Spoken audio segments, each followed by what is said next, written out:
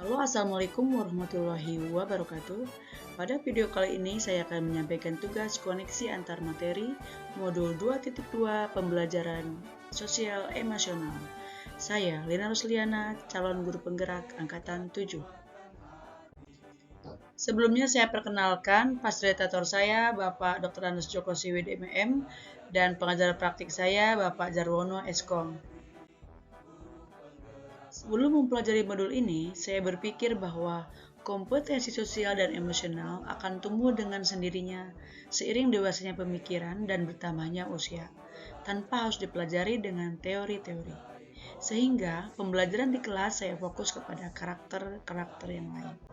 Setelah mempelajari modul ini, ternyata sangat penting mengetahui teorinya bagaimana cara memanage sosial dan emosi. Berkaitan dengan kebutuhan belajar dan lingkungan yang aman dan nyaman untuk memfasilitasi seluruh individu, meningkatkan kompetensi akademik maupun kesejahteraan psikologis, ada 3 hal yang mendasar dan penting saya pelajari adalah kompetensi pengambilan keputusan yang bertanggung jawab, kompetensi emosional, dan well-being. Perubahan yang akan saya terapkan adalah pertama, bagi siswa, memberikan kesempatan kepada siswa untuk melatih sosial dan emosional. Kedua, bagi rekan sejawat, mengintegrasikan pembelajaran PSE dalam proses pembelajaran, kemudian menjadi teladan bagi siswa dalam mengimplementasikan PSE. Pembelajaran sosial dan emosional adalah pembelajaran yang dilakukan secara kolaboratif oleh seluruh komunitas sekolah. Proses kolaborasi ini memungkinkan anak dan pendidik ataupun tenaga kependidikan di sekolah memperoleh dan menerapkan pengetahuan, keterampilan, dan sikap positif mengenai aspek sosial dan emosional agar pertama, memahami, menghayati, dan mengelola emosi, yaitu kesadaran diri, lalu menetapkan dan mencapai tujuan positif, yaitu manajemen diri, dan merasakan, menunjukkan empati kepada orang lain, yaitu kesadaran sosial, dan membangun serta mempertahankan hubungan yang positif, yaitu keterampilan membangun relasi, dan terakhir, membuat keputusan yang bertanggung jawab. Adapun manfaat penerapan pembelajaran sosial dan emosional adalah sebagai berikut.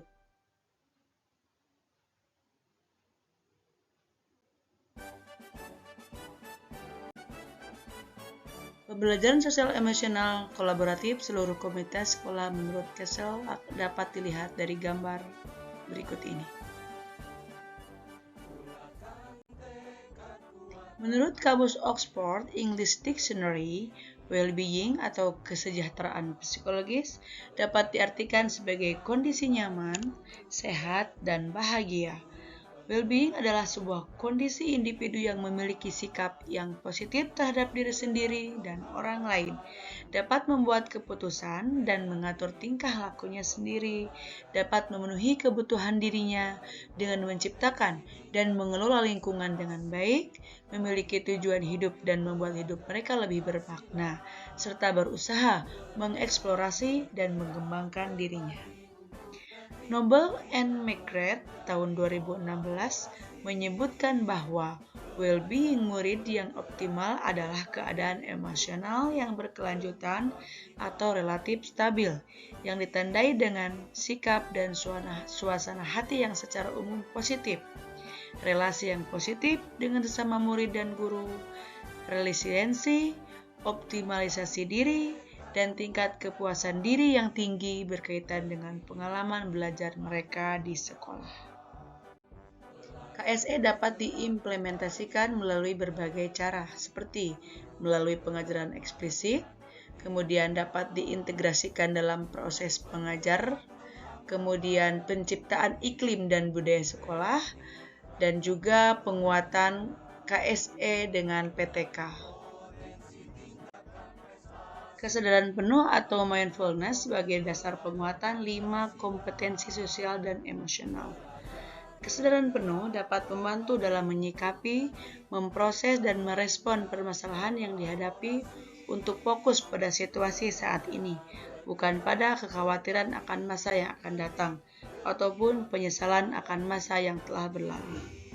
Menurut Hawkins dalam bukunya pada tahun 2017, halaman 15, kesadaran penuh itu sendiri dapat diartikan sebagai kesadaran yang muncul ketika seseorang memberikan perhatian secara sengaja ataupun secara sadar pada kondisi saat sekarang.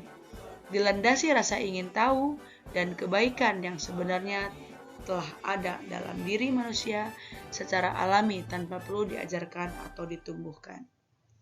Mindfulness dapat dipraktekkan dalam teknik stop sebagai berikut. Stop, berhenti sejenak. Take a breath, ambil nafas dalam. Kemudian observe, amati sensasi pada tubuh, perasaan, pikiran, dan lingkungan.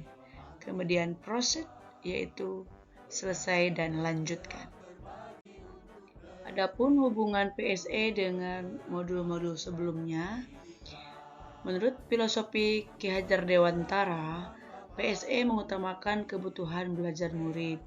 Hal ini sesuai dengan pemikiran Ki Hajar Dewantara, yaitu pembelajaran yang berpihak pada murid.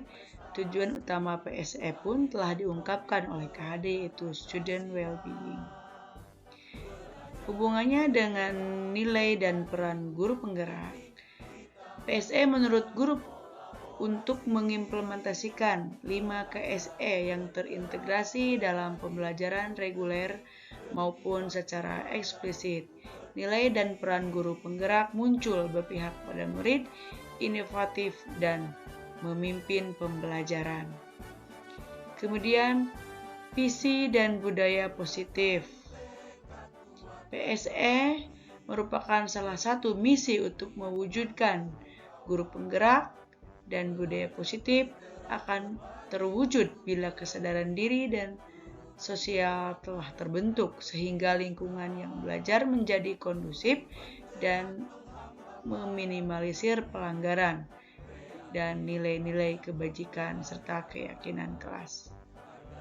Kemudian hubungan dengan pembelajaran berdiferensiasi, yaitu implementasi PSE dalam pembelajaran baik terintegrasi maupun eksplisit merupakan bentuk kemampuan guru untuk menghadirkan pembelajaran yang berdiferensi untuk murid sehingga murid akan senantiasa teryakini kebutuhannya dan tetap fokus selama pembelajaran berlangsung. Pembelajaran emosional juga berpihak kepada murid sehingga akan tercipta murid atau pelajar yang berdasarkan profil pelajar Pancasila. Sekian dan terima kasih. Mohon maaf apabila ada salah-salah kata. Tergerak, bergerak, dan menggerakkan.